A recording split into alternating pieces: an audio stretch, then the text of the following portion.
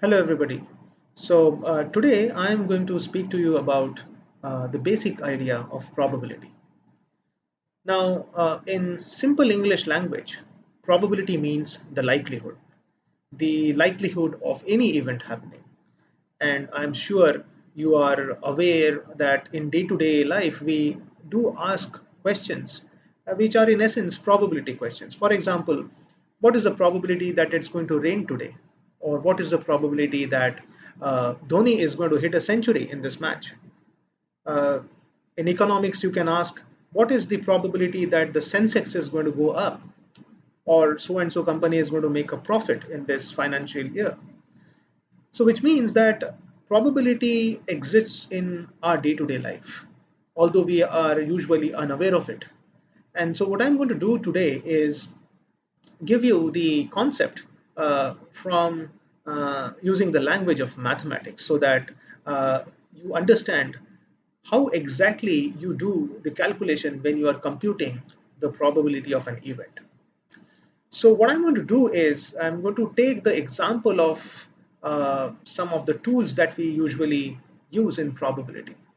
For instance, tossing a coin or picking up a card from a deck of 52 playing cards, or maybe throwing a dart and asking the probability question as to what is the probability that the dart is going to hit the bullseye, or even the dice.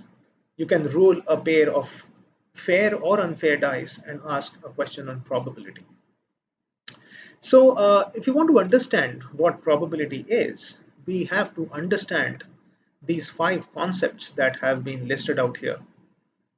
One is experiment, the other one is what is an outcome.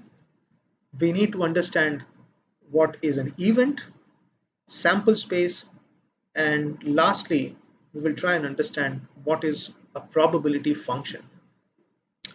So let me take the example of an experiment. You can think of an experiment, uh, many different kinds of experiment.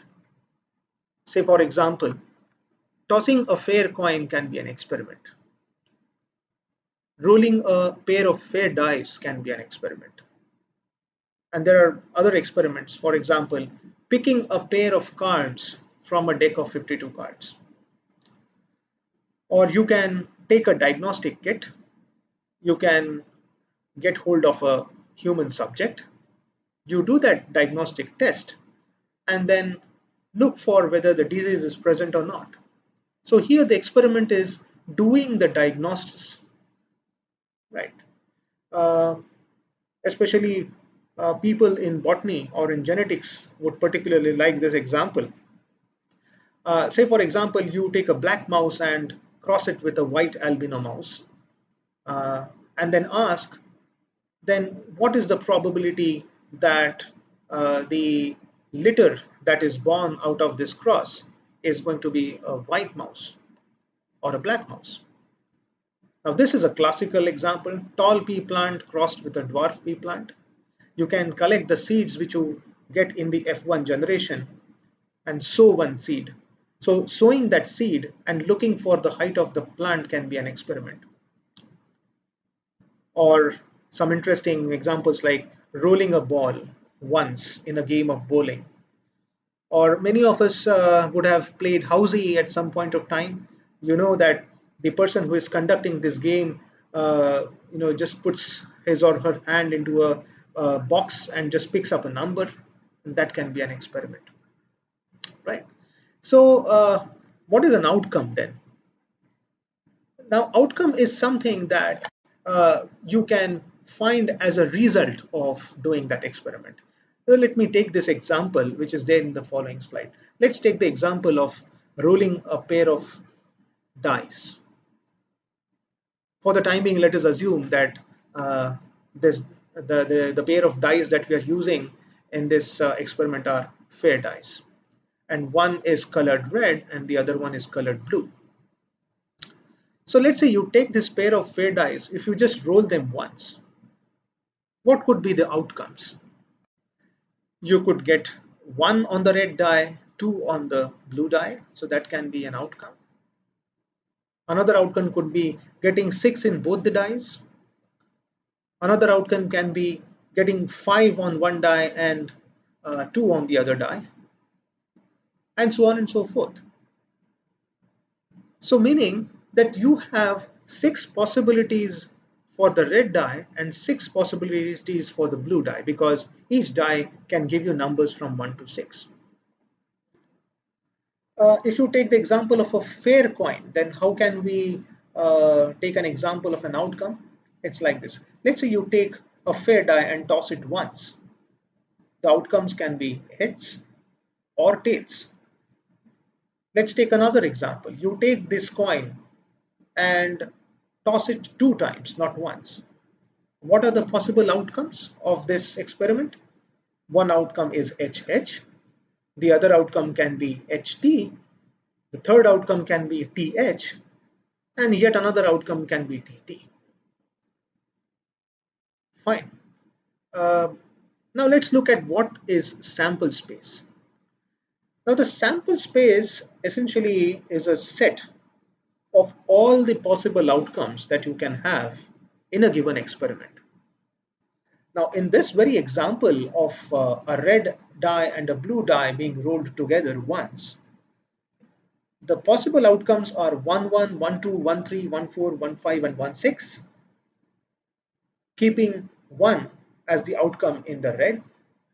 Now, if you consider outcome 2 in the red die, it can be 2, 1, 2, 2, 2, 3, 2, 4, 2, 5, and 2, 6, and so on and so forth, which means that you are going to get about 36, exactly 36 possible outcomes when you have one red and one blue die and roll this pair of dice once. So there are 36 outcomes possible. Now, theoretically, these are all the outcomes that are possible. You are not going to get 0, 0 because dice do not have this number 0. Or for that matter, you are not going to get an outcome of 7 comma 8 because none of the dice have numbers beyond 6, right? So what is sample space? Sample space is a collection of all the possible outcomes that can be happening when you do that experiment. So these are individual outcomes. When you take all the individual outcomes and put it in a set, you get what is called sample space. And sample space in probability usually is denoted by this Greek letter omega, capital Greek letter omega. You could use any other symbol, but most of the textbooks and the resources use this particular symbol. So you know what an outcome is, and you also know what is sample space. Now let's come to the third idea. What is an event? Now remember, an event has to be defined. To call an event, you have to first make it clear as to how do you define an event. For example, you took a dice and then you roll it once. And you can define an event as getting an even number, meaning you could even talk about getting 2, or you can talk about getting 4, or you can even talk about getting 6. Let's take another example. Let's say you're taking 2 coins and then tossing both of them simultaneously. One event that you can define is getting 2 identical outcomes in the 2 coins. So therefore, the important thing is that outcome is everything that can happen in an experiment. But when you say event, you have to essentially define it. Your definition sets out the criteria of the event. Now, having said all these things, then let's finally define what is a probability. What is probability? Now, probability essentially is a function. We call it a function. And what kind of function is that? It is a function that assigns a number P of A. Now, this P of A is nothing but probability of A. So, probability of A is a function. So, coming back to the definition, probability is a function that assigns a number P of A to each event A such that the properties which have been listed out here hold true. Now, these are not the only properties that will be satisfied. Now, because this is just the introductory clip on probability, we will only concentrate on these three properties as of now. Now, these properties have to hold true. Now, what does this mean? 0 less than equal to P of A less than equal to 1. What this equation tells you that if you consider an event A, you can find out the probability of that event A. But then the probability of that event A can only be between the limits 0 and 1. Probability of any event cannot be less than 0, and probability of any event A cannot be greater than 1. So probability of any event A has to shuttle between these two values, 0 and 1. 0 means it is absolutely unlikely that this event can happen. And probability of A being 1 would mean that it is certainly going to happen, and any number in between is a probability of getting that event. Say for example, if I take a fair coin, if I define an event A as getting heads, then the probability of getting heads is 0.5. Fine. Now these are two interesting ideas that I would like to share with you. Phi is what is called a null set. Okay. Now what is a set? I am sure you all know a little bit of set theory. Set theory means you have a set which has a collection of events inside that, and phi is a null set, meaning that this set doesn't contain anything, right? So if you have a set which does not contain anything, and if you are asking the probability of nothing happening, then the probability has to be 0. Say for example, you are taking a dice and then rolling it once. All right. If I can define a set which is defined as getting 10, what I'm essentially doing is essentially defining what is called a null set, because in this set there cannot be anything, because you cannot have an outcome of 10 in when you roll a fair, or for that matter an unfair dice, and which means the probability of an event which corresponds to a null set will be equal to 0. It's same as asking the probability of getting 8 when I roll a fair dice is 0. This is one more interesting point. Probability of omega is always equal to 1. Now remember, what is omega? I told you in my previous slide over here. Omega is the sample space, which means it is a collection of all the outcomes that you can have when you do that experiment.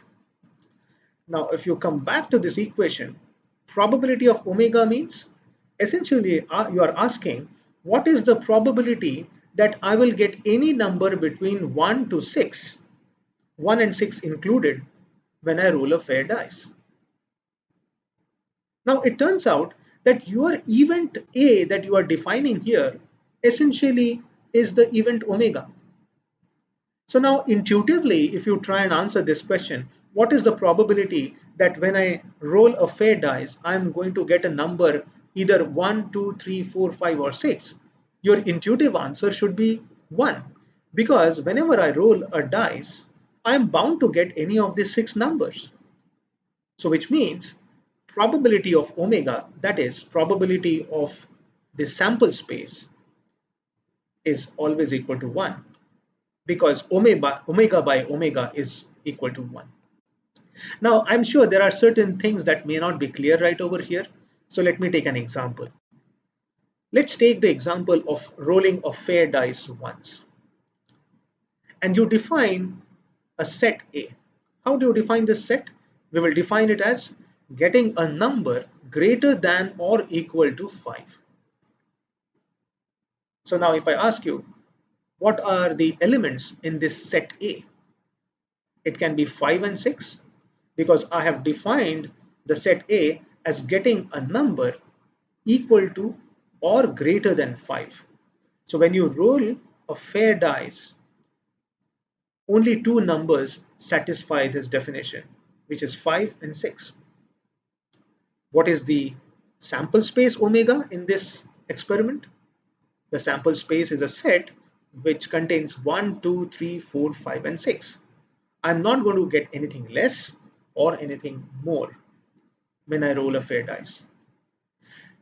So now, if you want to calculate the probability P of A, meaning probability of getting a number greater than or equal to 5 when you roll a fair dice once, the calculation is mod A divided by mod omega.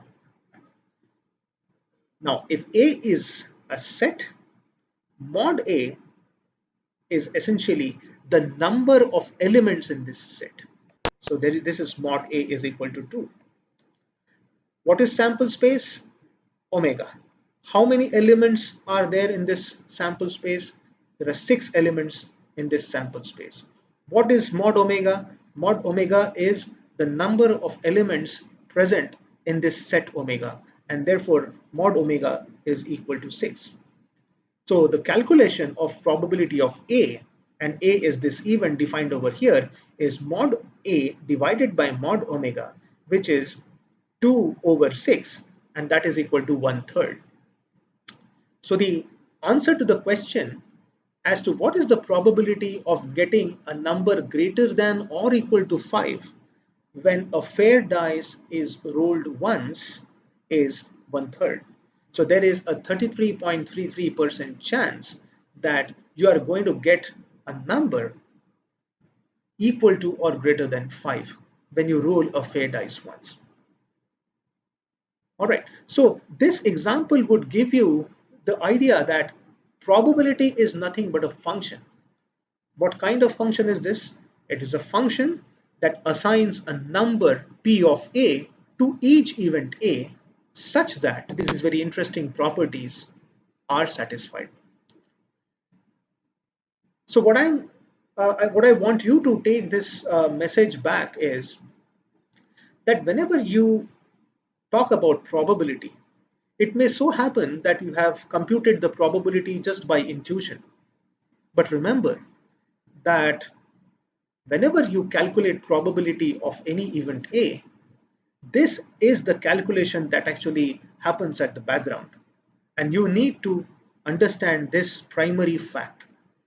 What this also tells you is that every time you are asked a question in probability, all you then need to do is define the set A, get to know what the sample space omega is, find out mod A, find out mod omega, then do the calculation mod A divided by mod omega, and whatever you get is the probability of that event.